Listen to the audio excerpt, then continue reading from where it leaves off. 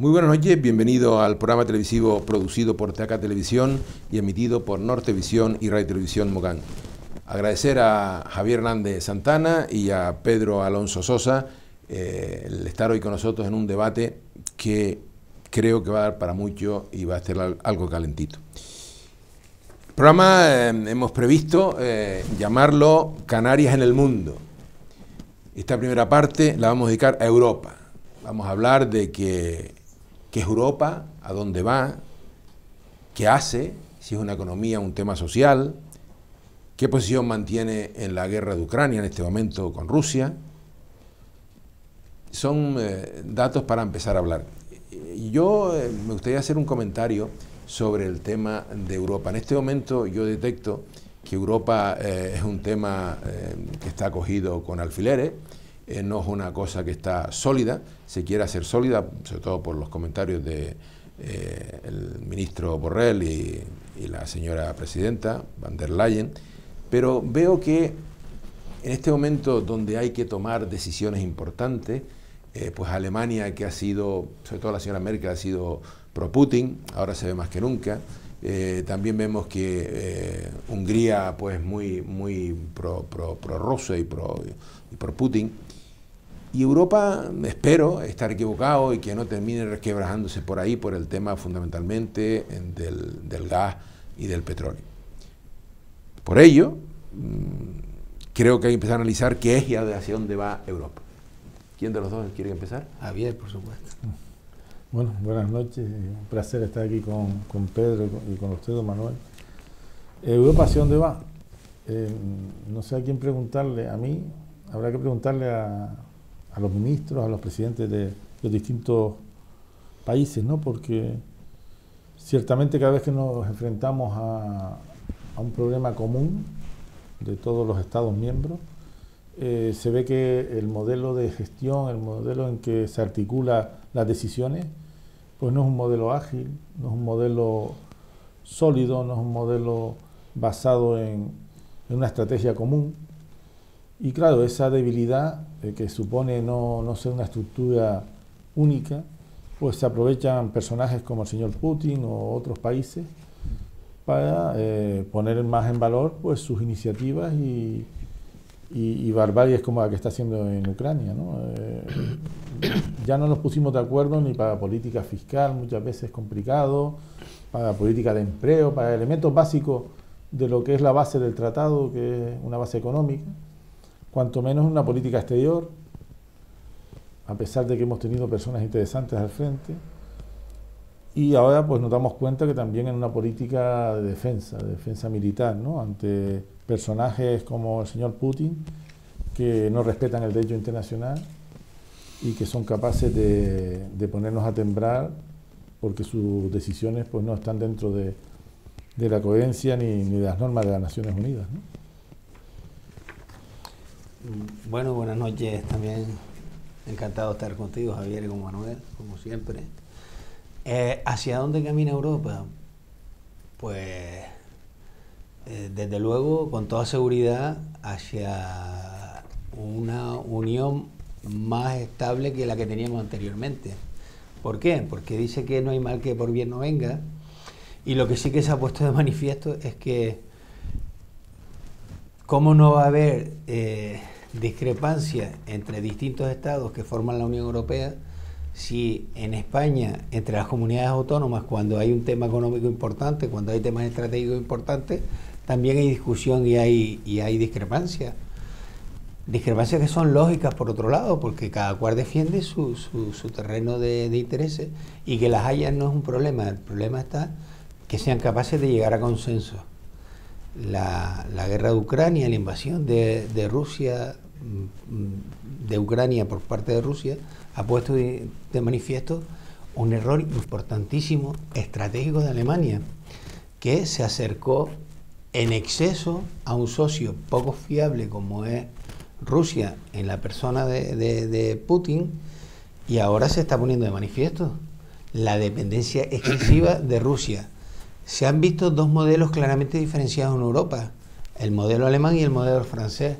Francia con sus centrales nucleares autosuficientes, no desmanteladas porque querían la independencia energética, Alemania, que se ha volcado, entre comillas, alegremente por las energías renovables, por el bienestar de la naturaleza, por la ecología, pero sin hacer los deberes para poner las bases sobre eso. Y lo que ha hecho es, vale, nosotros quitamos nucleares, quitamos todo lo que contamina y nos echamos en brazos de Rusia y aprovechamos el gas y el petróleo de Rusia, que es de dudoso compatibilidad con el bienestar de la naturaleza, porque ahí no hemos entrado, cómo se explotan esos recursos en Rusia sin respetar el medio ambiente y sin respetar las mínimas condiciones de la naturaleza. Pero eso, que es un mal que ha brotado y que ha puesto de manifiesto una dependencia del exterior de Europa muy importante, creo que puede ser el principio del impulso de las energías renovables en Europa de verdad. O sea que, como no hay mal que por bien no venga, yo creo que esto va a cohesionar todavía más Europa. Saben ustedes que a mí me gusta venir con papeles, de los cuales se los anticipo a ustedes también. ¿No son los papeles de algún país? No, son documentos que me obligo a buscarles para entregárselos a ustedes y que después lo puedan comentar. Concretamente, Josep Borrell, el 22 de noviembre del año 21, ya hablaba en un artículo del País, una brújula estratégica para Europa. Y solo voy a poner sobre la mesa unos temas. ¿A qué retos y amenazas nos enfrentamos? ¿Cómo podemos agrupar nuestros activos y gestionarlos eficazmente? ¿Y cuál es la mejor manera de proyectar la influencia de Europa como actor regional y global? Nuestro análisis global de las amenazas se muestra claramente que Europa está en peligro. Efectivamente, a lo que ha comentado, es un artículo largo que no voy a estar, pero ya ustedes ya lo han visto, ¿no? Yo creo que Europa, para mí, al hilo de lo que dice Pedro, ese acercamiento, ese entregarse en brazos del gobierno en aquel entonces, la señora Merkel, está produciendo, yo creo que Europa se cohesione más, esperemos, porque vivimos en Europa, pero yo lo dudo, y esto se puede partir porque estamos en la situación que estamos, y en cualquier momento, ya no solo pagar en rublos las energías, ¿no? el gas y el petróleo, sino, entre otras cosas, no hay rublos para pagar todo esto, porque claro, dicen los expertos que están diariamente entre 800 y 1.000 millones de dólares diarios en lo que hay que pagarle a Rusia por el tema del petróleo y del gas, ¿no? Entonces vemos ya pues que Alemania están planteándose el hacer una estrategia para empezar a reducir las industrias, el consumo, hacer unos pequeños cierres o un gran cierre, no sabe todavía cómo, no lo han dado a conocer. Va a ser un problema porque los activos que hay preparados duran hasta noviembre nada más. Yo creo que el tema se va a complicar bastante, lamentablemente, ¿no? Y Europa lo que tiene es que tener una estrategia clara. Es como el tema de la pandemia. Nosotros hemos pasado la sexta ola, en la séptima vamos a ver si no llega nunca, pero creo que al final los temas estratégicos se están perdiendo y los temas estratégicos no se ponen sobre la mesa. Pues esto pasa lo mismo con Europa. Europa tiene que hacer un auténtico esfuerzo y ver las energías, como bien has dicho tú, Pedro, pero claro, todo esto no es a corto plazo, todo esto se tarda un tiempo, ¿no? Y eso es un tema que está ahí. Y ahí, hablando de este tema, están los antieuropeístas, como Francia, Polonia, Hungría, es otro tema importante que tiene Europa, me gustaría que lo tratáramos, y gestionar un gobierno y un ejército único europeo. Esto es otro tema que podemos hablar en esta primera parte del programa, ¿no?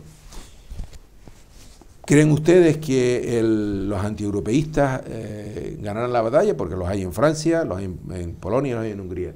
¿O eso va a quedar, como eso lo decir, en agua de cerraja? No, en la línea que decía Pedro, yo que por un lado me encanta la diversidad y creo que hay que mantener lo diferente para construir lo común. El problema de Europa es que ¿qué tienen en común? Las diferencias las sabemos todas, y realmente yo me autodefino como positivo, pero no optimista. las señales no son de unión a pesar de la guerra. Es decir, Inglaterra ya dio el paso que dio. La ultraderecha, vemos que en Francia está a nada de conseguir la presidencia. Y así en toda Europa, ¿no? La ola esa de anti-Europa, sobre todo por la parte de la ultraderecha, es una ola impagable.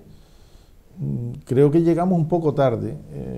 Es más, militarmente está la OTAN, es decir, igual que Merkel dice que se puso en brazos de Putin, yo creo que no.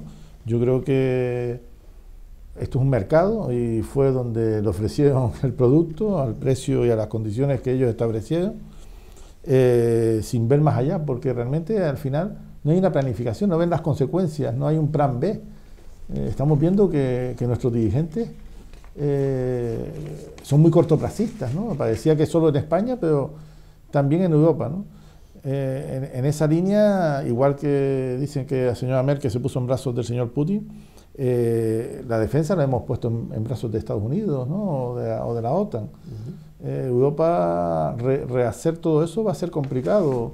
Los ciudadanos y las ciudadanas de Europa, ¿qué dicen? ¿Qué sienten? No hay un sentimiento europeo, lo vemos en las votaciones, lo vemos a nivel global, ¿no? Ahora hubo ciertos gestos en la pandemia con los fondos, Next Generation, a ver cómo se desarrollan, pero realmente las señales para mí no son de optimismo, ¿no? Sobre todo porque vienen señales de manejo de la población. Hay un enfado de la población, hay un desarraigo de la población, ven que Europa ha sido una exigencia más que un avanzar, que un amigo, es decir, que teníamos que ser europeos para impuestos, para determinadas obligaciones, pero no éramos todos europeos para las cosas positivas, ¿no? La guerra nos ayuda, todo malo nos ayuda, la pandemia nos ayuda, ante el enemigo siempre hay una unión, pero aún así hay mucha debilidad. Se está viendo en las decisiones de entrar en Ucrania o no, de cómo ayudar a Ucrania, va cada uno por su lado. Yo creo que la gran fortaleza de Putin ahora mismo, o de Rusia, no es tanto su ejército o su petróleo, su gas, sino primero la locura de este señor y segundo que se enfrenta a un enemigo muy fragmentado y además que responde a variables económicas. Aquí a cualquier país de Europa se compra enseguida con el petróleo, con el gas o con cualquier otra cuestión de ese tipo. Desde que aprietan el bolsillo, sabemos que los valores europeos están ahora, ¿no? Esos valores de solidaridad, de humanidad, de protección social, están entredichos. Yo la verdad que veo un mal panorama y no por casualidad el señor Putin ha aprovechado esta situación para hacer la barbarie que está haciendo, ¿no?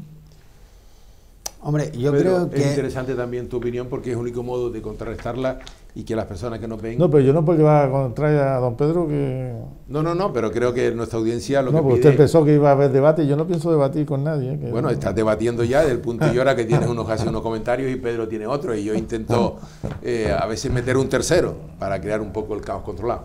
Pedro. Hombre, está claro que hay dos grandes players, dos grandes agentes muy interesados en que Europa sea débil. Por un lado tenemos a Rusia, que es el más visible, que es el diablo con cuernos, ¿no? Pero por otro lado está Estados Unidos, que a Estados Unidos no le interesa una Europa fuerte. A Estados Unidos le interesa una Europa débil, que esté un poco siempre al albur de lo que diga Estados Unidos. Bueno, y si me permite, Pedro, y hay un tercer interviniente que es China, que es el que recoge al final.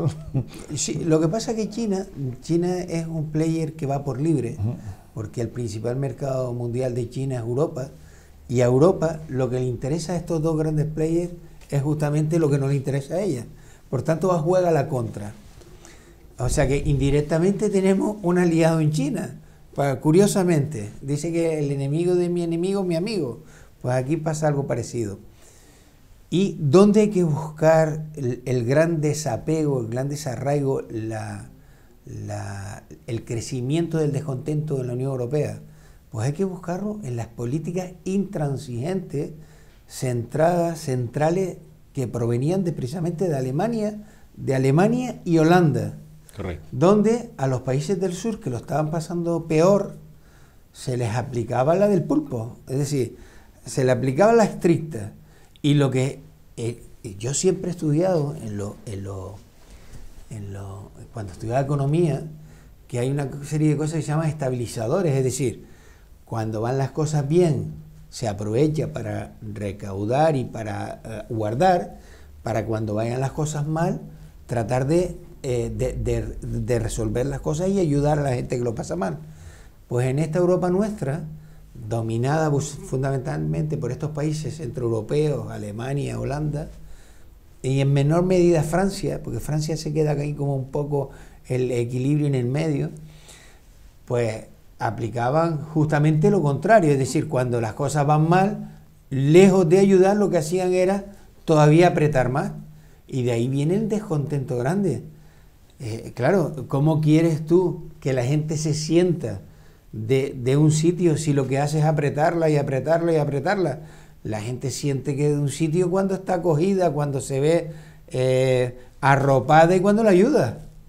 Entonces, fíjense lo que les digo, los grandes errores de esta Unión Europea vienen precisamente de los países centrales, que son precisamente, o que han sido precisamente, los modelos en los que no hemos mirado para seguir y para progresar, lo cual, visto el desarrollo de las cosas, ahora se pone en entredicho que esos modelos sean los válidos.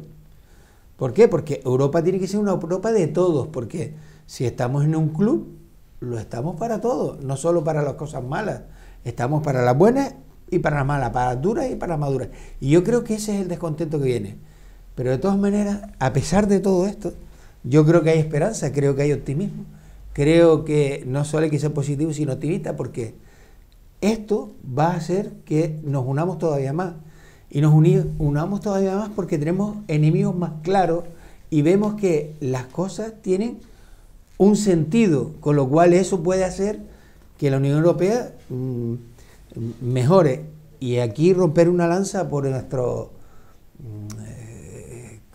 colega español, el ministro de Asuntos Exteriores, el comisario de Asuntos, que lo está haciendo de fábula, Josep Borrell, que está haciéndolo de fábula, está liderando la imagen exterior de la Unión Europea, y oye, y a mucha honra es español, con lo cual cuando se dice que los españoles pues vamos un poco a mendigar por Europa, y estamos viendo decisiones valientes, decisiones que podrán ser mejores o peores, pero desde luego ha cogido el toro por los cuernos y está lidiando con una cosa que no es fácil, que no es fácil. Antes comentaba lo de Alemania, pues ya preparar para racionar el gas ante temor que Putin corte el grifo. Esto es un artículo del pasado mes de marzo, pero ya ellos, cuando estaba el tema muy candente, ya ellos se plantearon hacer una reducción importante.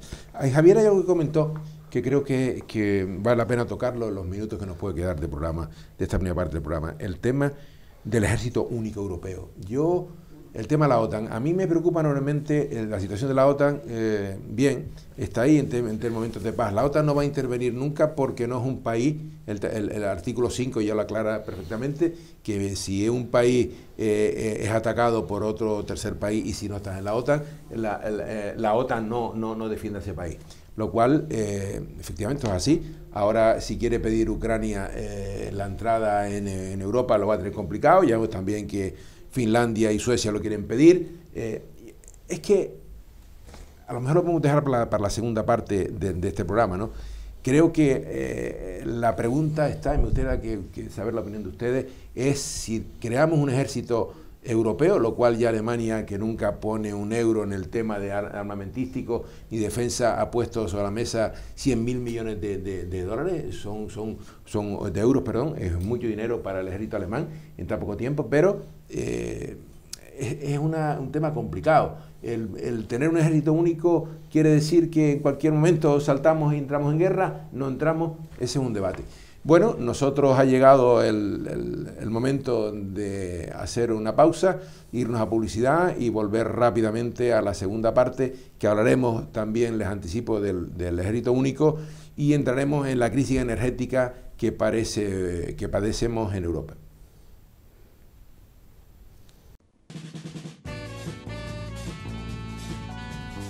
El ahorrador de electricidad Staminal, tras muchos años de instalación en Canarias y ser elegido como producto del año en ahorro energético a nivel nacional, le ofrece la posibilidad de ahorrar de un 15 hasta un 35% de su consumo en su factura de electricidad. Sea cual sea su negocio local o industria, Staminal tiene el ahorrador que se adapta a sus características. No se fíe de las imitaciones, Staminal solo hay uno, con las homologaciones de la comunidad internacional. No deje que los gastos abusivos de electricidad afecten a la economía de su negocio. Pídanos presupuesto sin compromiso al 928-481-249. Ahorrador industrial de energía Staminal, la solución a su excesivo consumo energético. Recuerde, ahorre de un 15 a un 35% de su factura de electricidad.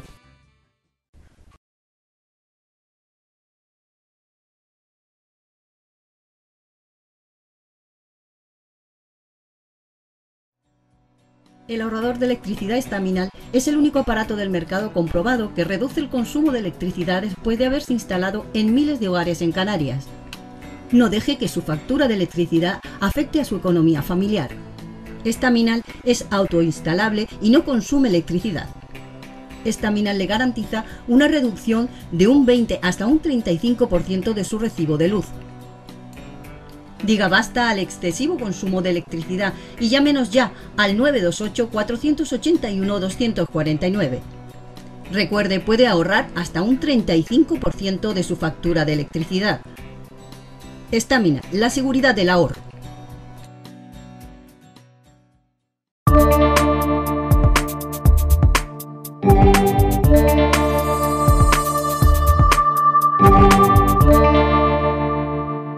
Bueno, como antes les comenté, al final de la primera parte, me gustaría que comentáramos el tema del ejército único y también el tema de los fondos europeos.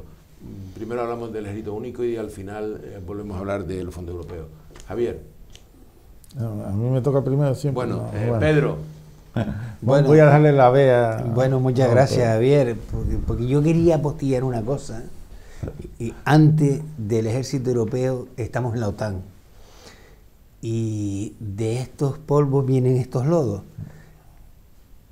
¿Qué ha hecho la OTAN con los intereses liderados por Estados Unidos?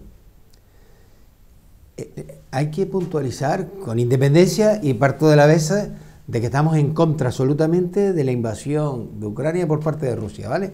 Que vaya eso por delante. Por supuesto.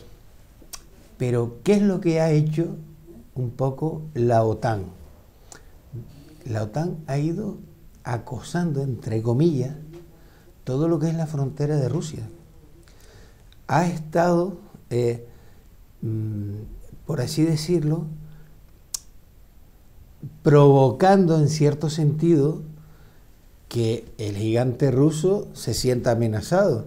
Es decir, estamos poniendo cada vez más países pegados a sus fronteras que formen parte de la OTAN. ¿Con qué objetivo? Con poner cada vez los misiles más cerca de la frontera de Rusia. Sin pensar... De lo cual se queja Rusia, que le están intentando invadir. Se queja reiterada y repetida veces. ¿Qué hace la OTAN? Mutis por el forro. ¿Qué hace Europa? Nada. Calladito, calladito. Nada, porque parece que no pintamos nada en Europa. ¿Qué hacen los países del este europeo que están en la Unión Europea? Como tienen miedo a Rusia, recibir encantados a la OTAN. Como bien decía Javier antes, ¿dónde está ese pensamiento estratégico a medio y largo plazo? ¿Dónde está? Hemos estado acosando a la bestia y la bestia ha saltado. Bien. A partir de ahí se plantea una cosa. Oye, que Rusia ha invadido Ucrania y puede seguir por ir para adelante con Europa, estamos en suelo europeo. ¿Quién nos va a defender? Hace falta... No, perdón que interrumpa. Si entran, si Rusia invade, digamos, Polonia o Hungría, está dentro del artículo 5 del Tratado de la OTAN, donde ya sí intervendrá la OTAN. ¿Y si invade Noruega, que no está en la OTAN? ¿Qué? No, veis como ¿O Finlandia? O Suecia. ¿O Suecia? Es que le hemos hecho juego a Estados Unidos. Claro, claro. Una cosa es tener un ejército propio de Europa, que tiene un sentido, y que cualquier país como Rusia, hasta Rusia, no Rusia, el señor Putin puede entender que un país tenga su legítima defensa. Y otra vez lo que estaba describiendo perfectamente Pedro, que es una organización militar de intereses americanos. De intereses americanos que tiene una enemistad manifiesta, histórica, con una forma de ver el mundo frente a Rusia, y que utilizó la OTAN para su estrategia propia. Entonces, claro, Europa, si llega a tener su ejército, pues es como el ejército de cualquier país. Nadie se ve amenazado por el ejército de otro país, porque es un derecho propio de derecho Estado, a la defensa, ¿no?, que tiene cualquier Estado. Cualquier Estado. El problema viene cuando una herramienta como la OTAN, que es una herramienta que para colmo no va a proteger a todos los países de Europa, se utiliza para una estrategia de provocación, de acoso o de otro tipo frente a Rusia, ¿no? Y eso, coincidiendo con Pedro, que para nada justifica la invasión de Ucrania, la animalada, la auténtica barbarie que está haciendo ahora mismo el señor Putin en Ucrania, ¿no? Bien, me gustaría, como el tiempo vuela, que hablemos de los fondos europeos, esos 140. ¿Me permite hacer una postilla sobre, porque él se ha pronunciado sobre el ejército, y yo digo, si la OTAN verdaderamente funcionara y fuera no solo de Estados Unidos, sino fuera también de Europa, no haría falta un ejército europeo, porque ya está la OTAN. Entonces no tendría sentido. ¿Cuándo tiene sentido? Cuando ya la OTAN, cuando nosotros ya no formamos parte de la OTAN, o no nos vemos representados por la OTAN. O podemos formar parte de la OTAN como Europa. O podemos formar parte como Europa con su ejército. Claro. Es decir, Alemania tiene su ejército, Francia, España, Hungría o Polonia, y coordinados pueden tener un ejército común. Y tener una voz común en la OTAN. Y tener una voz común en la OTAN. O sea que no son cosas incompatibles. Es a lo que yo, a la conclusión que quiero llegar. El ejército europeo no es incompatible con estar en la OTAN. Sí, pero alguien ha estado interesado en que no haya ejército europeo. Exactamente. Hay interés en que Europa no tenga una voz única. Y ya vemos que el Reino Unido es una voz, es el eco de Estados Unidos en Europa. Con lo cual, eso también se lo tiene que replantear muy bien Europa. Tenemos que tener una voz fuerte, sólida en la OTAN, europea en la OTAN. Porque si no, yo creo que esto se podría haber evitado si no le estuviéramos tocando las narices, por así decirlo, de forma permanente durante bastante tiempo, porque hay un antecedente que es la república anterior hay una guerra anterior que nos metimos ahí también, que se quiso meter la OTAN, y Rusia se vio casi, entre comillas, forzado a invadir, de tal manera que se comió la mitad del país. Exactamente. Y eso hay que tenerlo en cuenta también y presente, porque ¿qué es gobernar? El gobernar es el arte de lo imposible, y lo que se trata es de mirar con luces largas, no con las luces cortas. Bien. Este tema es muy importante ahora mismo. Se puede dar incluso que países que tengan buena afinidad con Estados Unidos provoquen a Europa, es decir, y la OTAN, ¿qué papel tendría? Es decir, la OTAN ahora mismo es más un problema que una solución. Es parte del problema, ¿va? Bueno, si no se reconduce.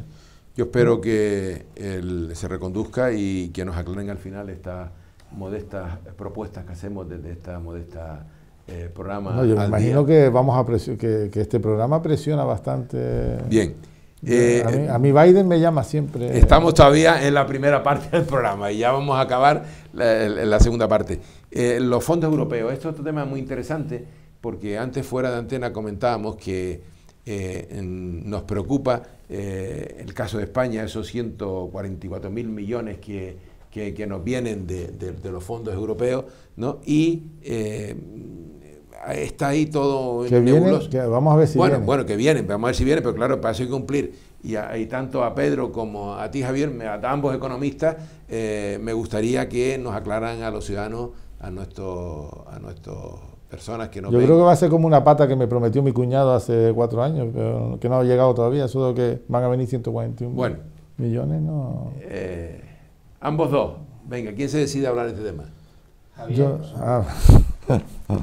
pero ¿qué quiere que le diga de Bueno, fondo? no. Que no sepamos ya, ¿no? No, pero la ciudadanía se pregunta, bueno, y nos hablan y nos venden la movida de que 144.000 millones llegan, que eso va a sacar a España del letargo donde está. Siempre, todo tiene lo complicado que es hacer todo esto. Eso es lo que yo quiero que expliquemos para que nuestra audiencia se desengañe muchas veces de lo que nos venden, que es eso, humo. Vamos a ver, yo creo que la audiencia puede entender que hasta un puesto de pipa, cualquier proyecto, tiene una viabilidad económica y técnica y una viabilidad financiera. Es decir, primero, ese puesto de pipa va a vender pipas suficiente, tiene un proyecto donde vender las pipas, y otra cosa es cuánto dinero necesita para ponerse en marcha. Aquí se ha empezado a casa por el tejado. Es decir, se ha buscado financiación para no se sabe qué, porque hay unas líneas de acción, pero claro, diseñar proyectos con visión de medio y largo plazo en poco tiempo, pues lo que estábamos hablando fuera de la antena antes, ¿no? Que bien describía Pedro, quién tiene capacidad, qué estructuras de empresa tienen capacidad para generar esos presupuestos, generar esos proyectos, perdón. Necesitas profesionales, necesitas recursos para generar el proyecto, para que después ese proyecto sea evaluable y sea financiable y se lleve a cabo en los plazos que exige también Europa y en las condiciones que exige Europa. Entonces, claro, para mí, que me dedico al mundo del emprendimiento, se ha empezado a casa por el tejado, se pone una financiación para que después busquemos proyectos.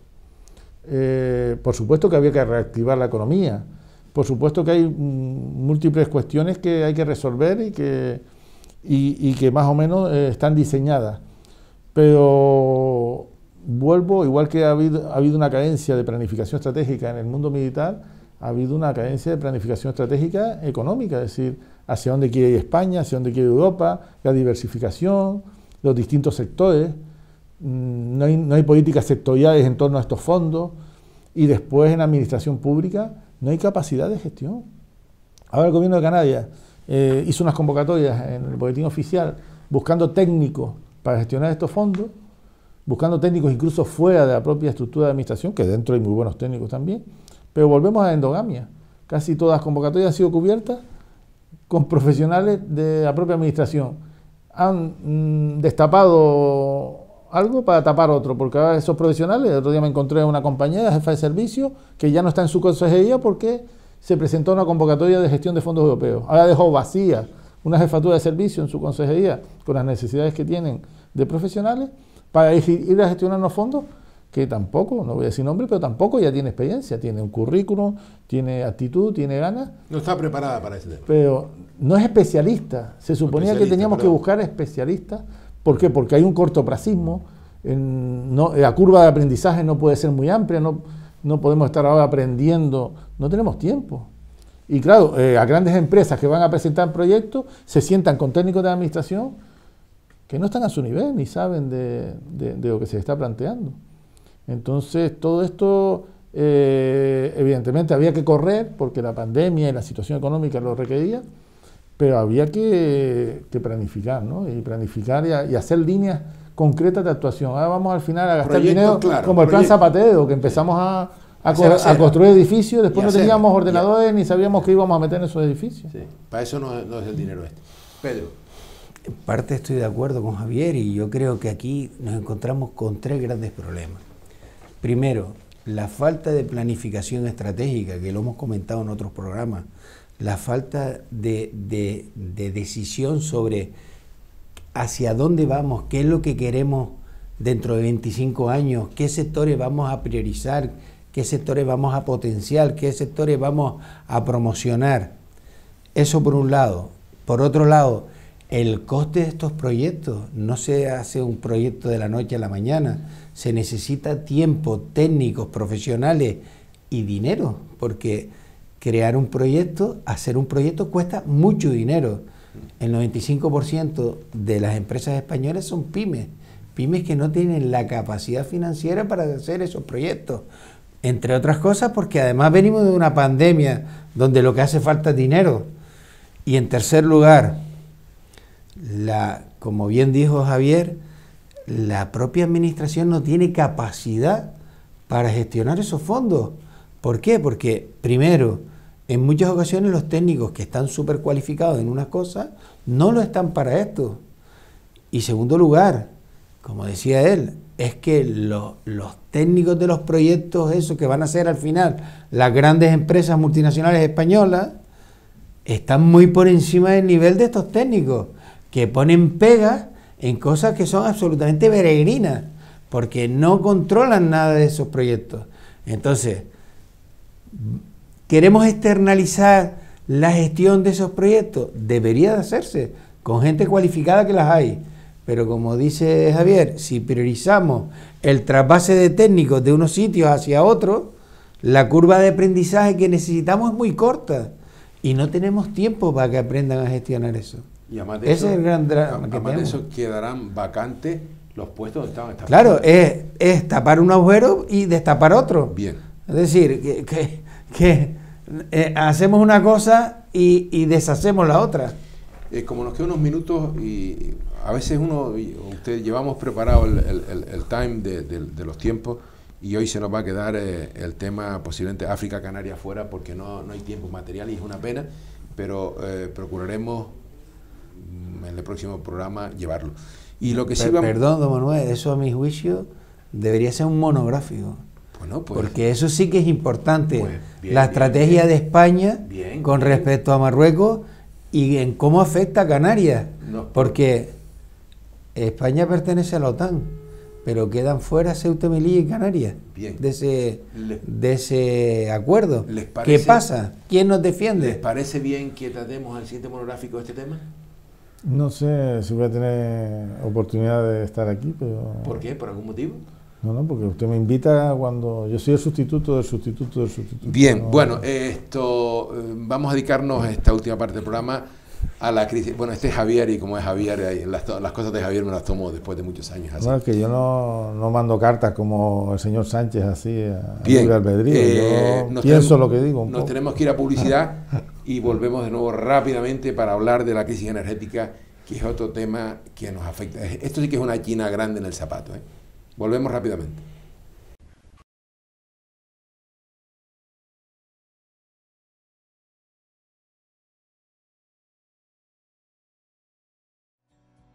El ahorrador de electricidad estaminal es el único aparato del mercado comprobado que reduce el consumo de electricidad después de haberse instalado en miles de hogares en Canarias. No deje que su factura de electricidad afecte a su economía familiar. Estaminal es autoinstalable y no consume electricidad. Estaminal le garantiza una reducción de un 20 hasta un 35% de su recibo de luz.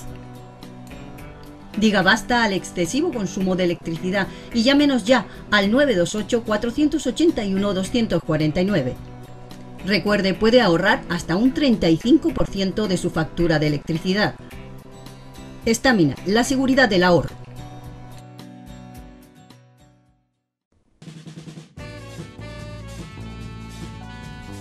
El ahorrador de electricidad Estaminal, tras muchos años de instalación en Canarias y ser elegido como producto del año en ahorro energético a nivel nacional, le ofrece la posibilidad de ahorrar de un 15 hasta un 35% de su consumo en su factura de electricidad.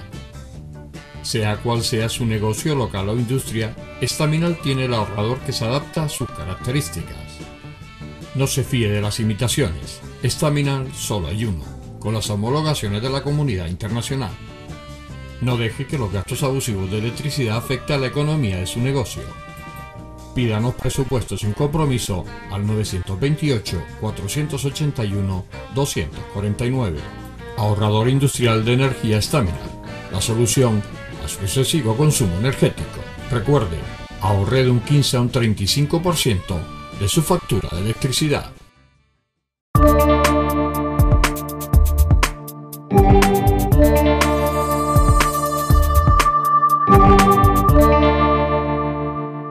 Bueno, de nuevo después de la publicidad, vamos a ir a la última parte del programa y crisis energética. Entonces,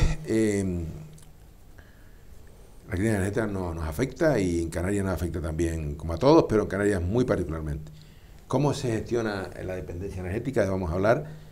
Fomentar las alternativas renovables en detrimento de las fósiles, agilizar y minimizar los trámites burocráticos de implantación de las renovables, lo cual, si hablan con cualquier empresario pequeño de esto, está amargado, ya no sabe por dónde caminar. Y hablemos también en los últimos minutos de la inflación y la repercusión económica en el aumento de los precios. Y bajamos los impuestos. Bueno, ¿habría que bajar los impuestos? Bueno, empezamos hablando de energía. Javier. Yo aprovecho lo que comentó Pedro al principio, ¿no? De la política distinta entre Francia y Alemania, ¿no? Creo que comentaba Pedro, ¿no?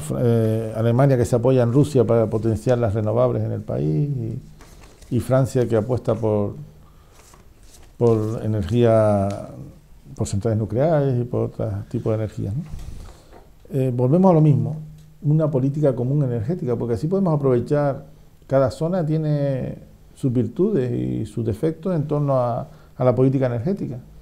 En algunas zonas las renovables pueden ser muy rentables y pueden ser muy interesantes, y en otras pues hay que tirar de otros modelos. Pero si tuviéramos una política común, podríamos arroparnos y yo creo que la energía es un elemento escalable, es un elemento donde la inversión y donde la planificación provoca más eficiencia, ¿no? y por tanto más eficacia.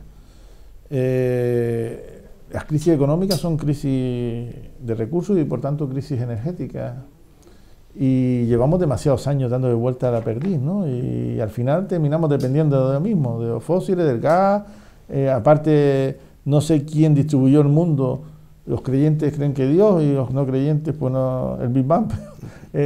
¿Por qué las energías fósiles están en países donde las democracias no se han desarrollado del todo, en dictaduras, en modelos políticos complicados, ¿no?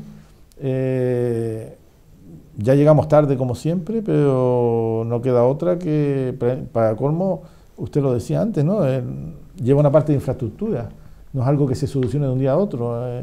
Los modelos energéticos llevan una parte de educación, de formación, de hábitos de consumo y también de infraestructuras y de estructuras.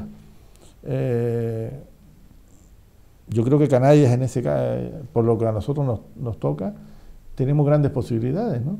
Hay un debate ahora mismo, llevamos tiempo con ese debate, ¿no? Ahora con el tema de la iniciativa del Cabildo a nivel de la presa. Yo soy más de sostenibilidad, porque este mundo creo que uno de los elementos básicos ha sido la no sostenibilidad. Y la no sostenibilidad ha hecho que se consuma, los hábitos de consumo de los ciudadanos europeos sean hábitos de consumo insostenibles, en cuanto a hábitos de casa, en cuanto a uso de vehículos, en cuanto a políticas industriales. Cada vez más estoy yo por apostar por educar en el consumo. Mientras tanto vamos cambiando el modelo energético, ¿no? Don Pedro. Bueno, yo creo que lo primero que tendríamos que hacer es aclararnos qué es lo que queremos. ¿Qué queremos? Primero es decidir qué queremos. Queremos apostar por la energía eólica, queremos apostar por la energía solar, queremos apostar por un mix. Yo lo tengo claro. Hasta que se desarrolle y se logren alcanzar economías de escala y los costes sean lo suficientemente baratos para sustituirlo, tiene que haber un mix de energía fósil y energía renovable. Está clarísimo que en Europa tiene que haber una política común.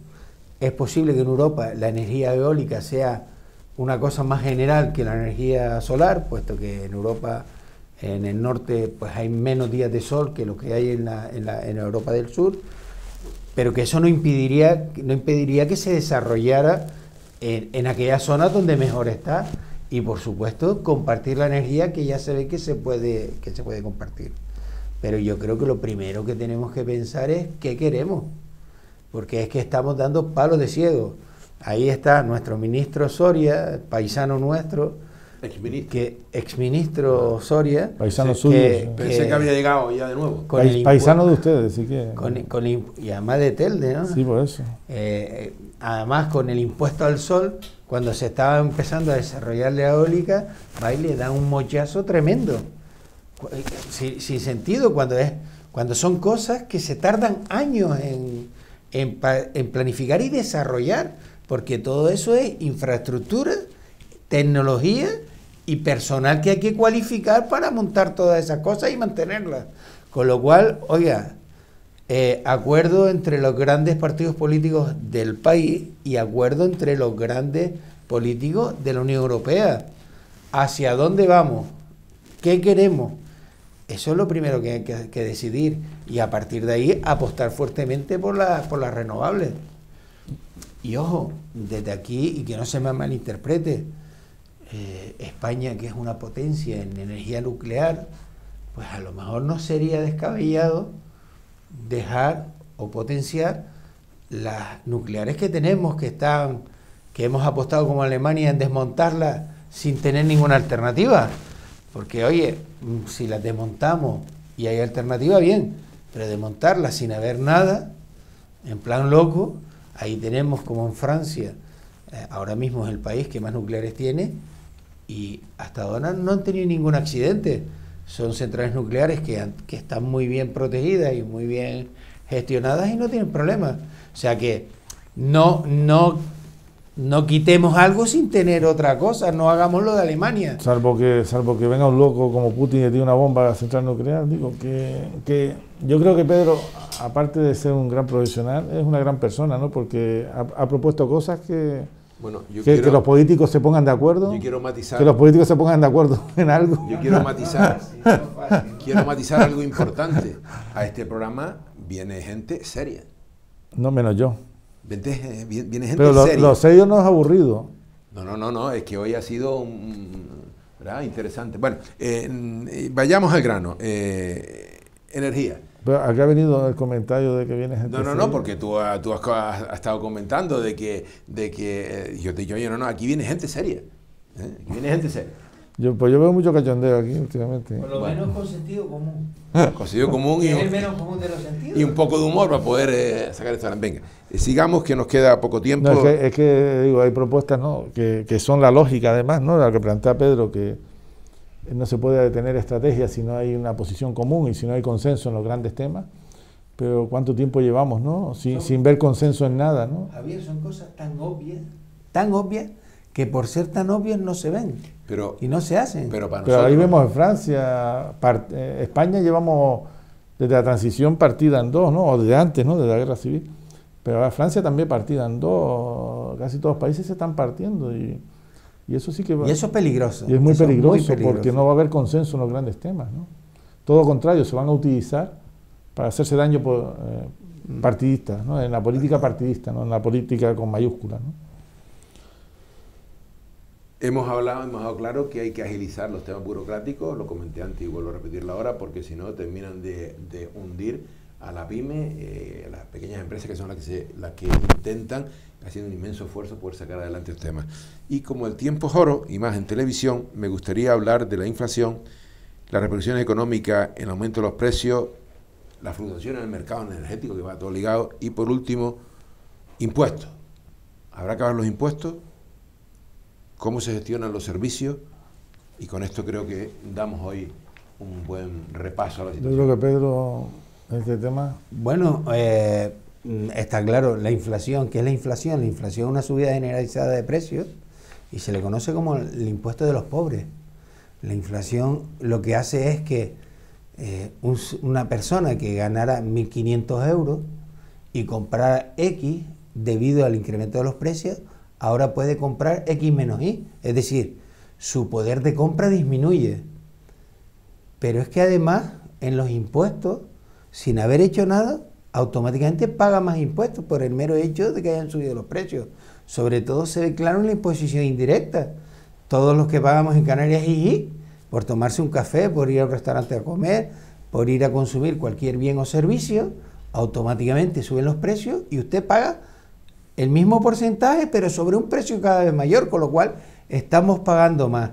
La administración recauda más, pero no compensa ese desequilibrio que ha habido, con lo cual estamos dejando a la gente con menos dinero en el bolsillo y eso afecta al consumo, retrae el consumo, y si retrae el consumo cae la demanda, si cae la demanda se contrata, las empresas no necesitan producir tanto, se contratan menos trabajadores y hay menos empleo y riqueza.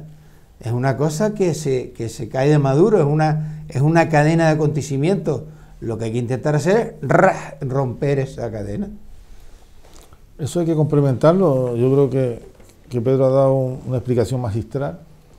Evidentemente después el gobierno tiene medios para redistribuir la riqueza, ¿no? La función de los impuestos de redistribuirla a través de inversión pública, de transferencias, de subvenciones. Pero volvemos a lo mismo, es decir, una administración, un aparato público que está tan poco conectado con la actividad económica, al final uno confía más en, como dice Pedro, en dejar el dinero en el bolsillo del consumidor, ¿no? Para que priorice su consumo, ¿no? No es menos cierto que en épocas de crisis también hay un problema también de poner dinero en el bolsillo, que la gente ahorra, ¿no? Ahorra por prudencia, por miedo, ahorra quien puede. Evidentemente las clases medias bajas se endeudan porque para consumir lo mismo, para mantener su modo de vida, su estructura de gastos, sus hijos estudiando, su alquiler o su hipoteca, con el mismo dinero no hay otra fórmula que endeudarse o tirar de los ahorros, y cuando se acaban los ahorros, endeudarse, ¿no? La inflación es una de las enfermedades más graves de la economía de mercado, ¿no? De la economía capitalista, y pocas soluciones tiene. Ya las que se estudian, las típicas que se estudian, son políticas monetarias, de tipo de interés. Ya está hablando el Banco Central Europeo de subir los tipos de interés para que la gente pues financie menos y se consuma menos, pero claro, si estamos hablando de mercado, suben los precios, ¿por qué? Porque se consume más, porque se produce, porque los costes suben, los costes energéticos, hay un montón de variables, es muy difícil explicar esto. Ahí el Estado no puede ser tampoco, tiene que ser selectivo. Ver en qué productos son los básicos, los que las personas necesitan para desarrollar su vida. Ahí el IGI o el IVA, como bien decía antes Pedro, el IVA todavía es más sangrante que el IGI, que son tipos del 21, el tipo general. Ver qué cesta de la compra tenemos que potenciar y ver qué otros equipamientos, pues no pasa nada, porque el IGI es un impuesto que no mide el bolsillo, lo paga igual el pobre que el rico que la clase media. Entonces, yo creo que más que nunca el Estado tiene que gestionar, nos falta gestión. Falta gestión tributaria. Me pregunto, ¿bajamos impuestos? Eso es lo que dicen dentro de la oposición. Bajamos impuestos, bien. Y yo me pregunto, antes lo hacíamos fuera de micrófono, si bajamos impuestos, se recaudará más, esperemos. Pero, y si no se recauda más, ese dinero que se va a detraerlo de la administración del Estado, ¿cómo pagamos toda una serie de servicios que se hacen? Fundamentalmente servicios sociales, tema de sanidad, educación. Yo quería añadir, porque hoy tuve una conversación sobre este tema, que esta crisis de inflación, además, Pedro y don Manuel, viene provocada también por la parte de la oferta, porque no hay coches. Vaya usted a comprar un coche ahora mismo, tarda 3, 4, 5 meses en suministrarte un vehículo. Es decir, ahora también un tema de inflación porque hay una contracción de la oferta por los problemas que hay de logística, de distribución, la deslocalización de determinada tecnología, ¿no? Los puertos de China, la COVID. Entonces, esta inflación todavía es mucho más complicada, porque no viene de una burbuja, no viene de un crecimiento económico, que a veces la inflación viene, ¿no?, de un crecimiento económico donde hay un mayor consumo. Ahora hay una retracción de la oferta, que vamos a ver cómo manejamos esa situación. El origen de esta inflación viene del COVID. El COVID hizo que los centros de origen de suministro cerraran, y por tanto, que eran los de Oriente, y por tanto las fábricas de Occidente que utilizaban productos intermedios de Oriente se quedaran sin producir. En este caso, en el caso de los vehículos, para el montaje y el ensamblamiento total del coche que se hacía en España, en Francia o en Alemania, se utilizaban piezas que se hacían en el sureste asiático. Y eso falló.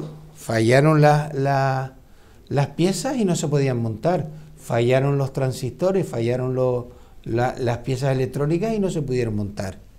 Eso esa crisis que era ya fabril se mezcló con... ¿Ustedes se acuerdan cuando en el canal de Suez el megabuque de portacontenedores se atravesó ahí en el canal? Ahí empezó. En ese canal, por ese canal pasa el 30% de la mercancía mundial y el 80% de la que viene a Europa de Asia. Con lo cual eso produce un retraso entre 3 y 5 semanas en los suministros. Tan solo eso provocó que el contenedor pasara, un contenedor de Asia a Europa o a España, pasara de 2.000 euros a 12.000 euros. El incremento de coste es el 1000%, con lo cual... Por eso que esta infracción... Ya tenemos incremento de costes por logística, por transporte, además desplazamientos en el tiempo de la oferta, es decir, no llegan los suministros a los centros de montaje. Y en tercer lugar, energética. La crisis energética no viene por la invasión de Ucrania por Rusia. Ya teníamos en España, por ejemplo, unas subidas de precios brutales de la electricidad con anterioridad a la invasión. Eso hace que los costes de producción de las empresas se disparen.